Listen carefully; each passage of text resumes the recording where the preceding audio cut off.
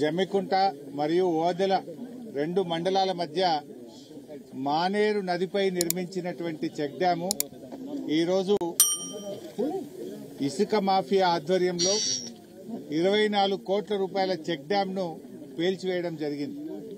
ముఖ్యంగా కాంగ్రెస్ హయాంలో చెరువులను పేల్చివేత, చెక్ డ్యాంల పేల్చివేత నిత్యకృత్యం అయిపోయింది.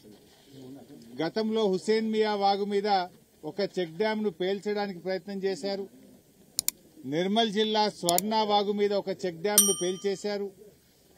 ఈరోజు మానేరు నది మీద ఆనాటి బీఆర్ఎస్ హయాంలో ఈ ప్రాంత రైతుల కోరిక మేరకు 24 కోట్లతో కట్టిన చెక్ డ్యాంను రాత్రికి రాత్రే ఇసుక మాఫియా పేల్చివేశారు.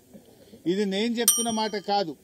ఇటు ఓదెల మండల రైతులు, ఇటు జమ్మికుంట మండల రైతులు, పలు గ్రామాల రైతులు వచ్చి చెప్తా ఉన్నారు.